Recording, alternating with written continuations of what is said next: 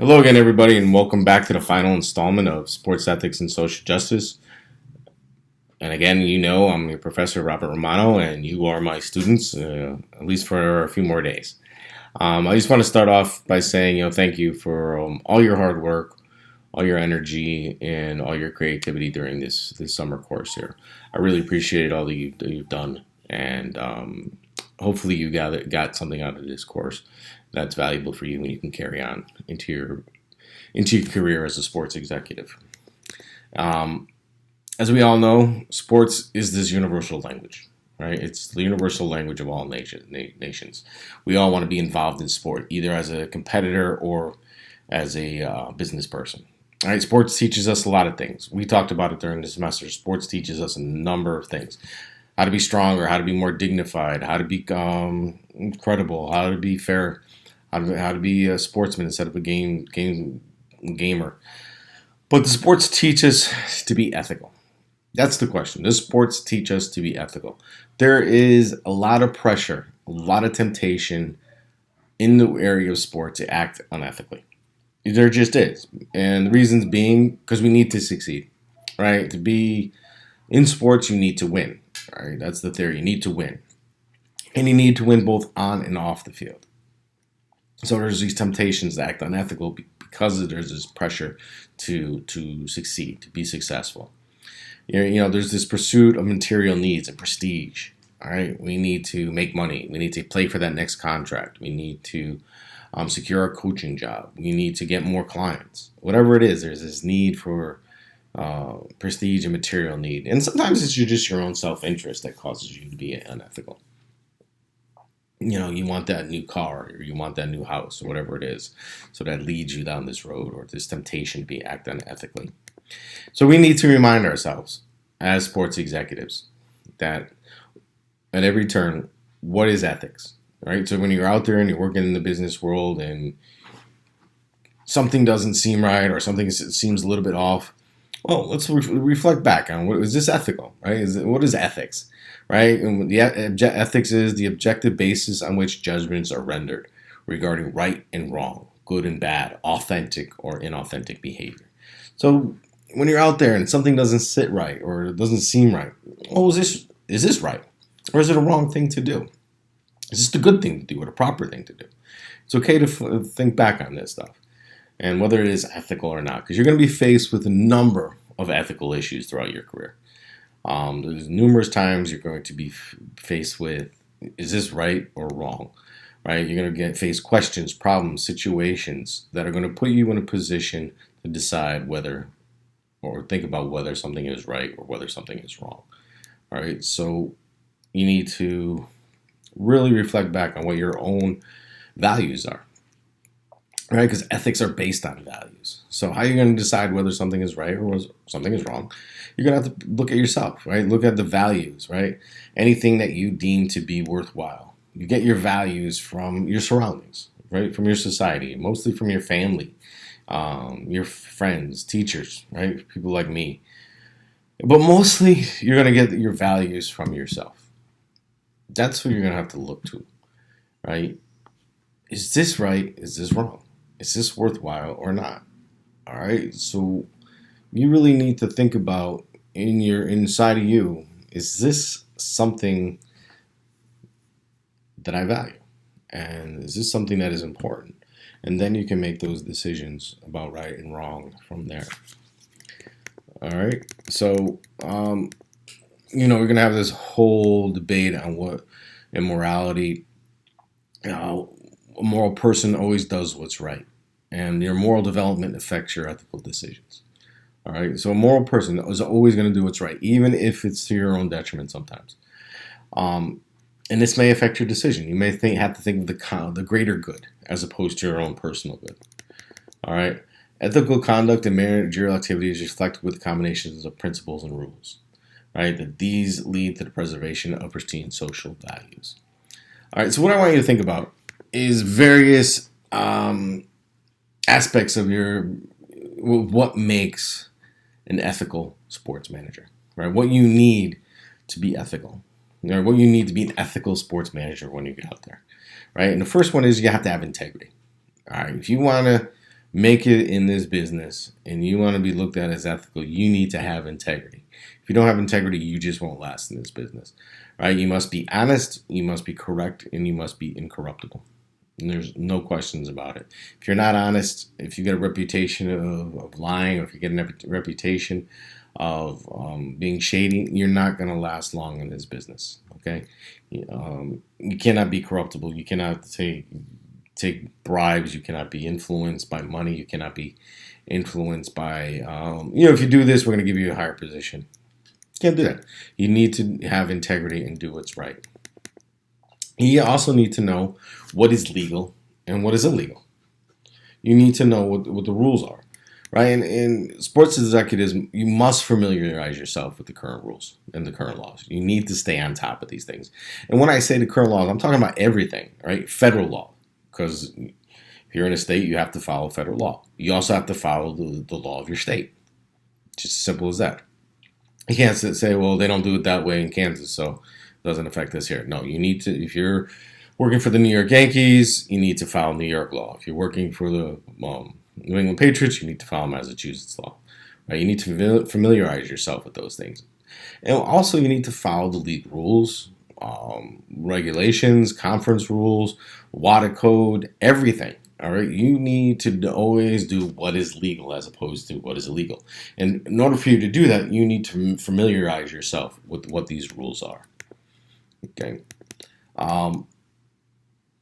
you need to familiarize yourself with these different rules. You need to ensure that any decision is based upon its understanding. So you need to familiarize yourself with what these rules are. Avoid any and all legalities. All right, just avoid them. All right, it's just going to come back and hurt you in the long run. So avoid any and all illegalities. Don't take shortcuts. Do it the right way. Even if it's taking longer, even if it's more expensive, don't worry. Do it. Avoid any and all illegalities. You need to be competent. You want to be an ethical sports executive? You need to be competent. Okay? It sounds so simple. No, you need to be competent. There's a lot of incompetence out there. You must fulfill your duties with professionalism, competence, and impartiality.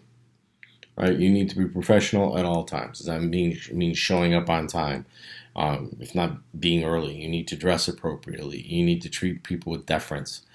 You need to be totally prepared. Right? And nothing frustrates me more than having a meeting with somebody and they're not prepared. Why are we having this meeting then? If you're not ready to have it. All right, that's part of a professional, competent. Review your stuff, understand your stuff, be ready to talk about your stuff in a professional manner, and impartiality. Right? You need to be fair. You need to really think about, all right, I got to understand this person's point of view. I got to understand if I'm negotiating with somebody, I need to understand their point of view. If I'm a boss of a bunch of employees, you need to be impartial. You need to treat each and every one of them fairly. All right, you can't favor one over the other. Right? All these things make you competent. And to be an ethical sports executive, you need to have professional competence, professionalism, competence, and impartiality. You need to take responsibility. All right, ethical value for a sports executive: responsibility. Take responsibility. You must realize that you are liable for the actions performed by not only yourself, but for those who work with you and under you. All right. You are liable and must take responsibility for yourself and for all those that work with you. All right, that's a hard thing to do, especially when somebody screws up. And no, you need to take responsibility for it. Maybe you didn't teach them the right way, you didn't train them the right way, you weren't clear on your instructions. All right, you need to take responsibility for both yourself and everybody that works with you. And always remember that you represent your organization, so you need to be responsible and not do anything that can affect your organization as a whole. All right? Consistency, another value you need to have, ethical value you need to have as a sports executive. Consistency, you must fulfill your role correctly. You must fulfill your role ethically. You must be accessible at all times, right? So you need to be consistent in how you do your job. Now, you can't play favoritisms. You can't allow this person to get away with something, but not allow this person. You need to be consistent at all times. You want to be the best that you can be. So be the best that you can be. All right. I love the way I got fulfill up there twice, and it's the same word spelled differently. So I'm consistently do not do PowerPoints very well. All right. Consistently can't spell very well, but yeah, I try. All right, but you must also be ethical. You must fulfill your role, consistently be ethical and accessible. All right. You must be consistent in your own behavior. All right, and completely respond to reasonable expectations. All right, people relying on you. You need to do your job. There's no question about that. You need to be loyal. All right, another value you need to have. You need to be loyal. All right, to the organization, to your employees, but most importantly, to yourself. All right, to your organization all the time. I back St. John's all the time. That's my employer. I love working for this university. I believe in a lot of things the university does. I am loyal to them. I'm loyal to the people that work with me. Um, Even though sometimes it's difficult, but no, you need to. St. John's doesn't always make the right decisions, but no, that's my organization. That's who I work for. But most importantly, you need to be loyal to yourself. Okay, because there are going to be times where you're going to look and say, well, maybe my organization is not doing the right thing. Maybe they're on the wrong side of history on this one. Maybe we need to go in a different direction. So you need to be loyal to yourself, most importantly. And if for some reason that organization is going against what you believe in, it's okay to leave. It's okay to find somewhere else to work. All right. Especially if it goes against your ethics and your values. If your organization is doing something, but that being said, you need to be loyal until the organization does not deserve your loyalty anymore. Okay. So that's when you know you're being loyal to yourself. Respect, right? You need to respect the tradition of sport. Right? Just respect the game, respect the people, respect the participants, the people who are playing in these games. They're out there, they're giving it their all. You need to respect them. The fans, maybe difficult at times. Fans can be uncontrollable, or they can be crazy or over the top on what their passion, but you need to respect them. Right? They're there for you're there for them, and you need to respect your employees. Treat your employees with respect. If you treat them with respect, they'll treat you with respect. There's no issue with that. You need to treat your employees with respect. You also need, as a sports executive, you need to publish clear guidelines on what is considered ethical or unethical behavior. You want your people to work with you to act ethically. You need to tell them what ethical conduct is. All right, say this is ethical, this is unethical. To ensure that everyone is aware of what will and will not be accepted or tolerated. Right? You can't have people guessing. You want to be fair with them. The ethical thing to do is to put out there what is expected and what is not expected. So once you get into those roles, once you get in those positions as a sports executive, you need to come up with clear guidelines on what is ethical and unethical behavior so that everyone is on the same page. So everyone knows what will be accepted and what won't be tolerated. These guidelines state importance of conducting business in an ethical manner. No question about it. Everybody needs to be on an ethical manner. Be working in an ethical manner, and you'll address vast areas of concern. Right? These guidelines are going to address just about everything: contract negotiations, how to treat athletes, how to treat the opposing teams in the locker rooms, how much to charge kids for water. I mean, there was a time up in Connecticut there was a minor league baseball game, and the local Boy Scout troop came to the game. It was 92, 94 degrees out, and they would not let these little kids bring water in. They made them buy water there. Is that ethical? If I'm running that team, no, they're kids. I mean, they need to bring their water in. They're just children. So, you need to have guidelines. You need to have important rules and regulations of what is ethical behavior and how it's going to be conducted in your business. All right. You need to possibly even have an ethics committee.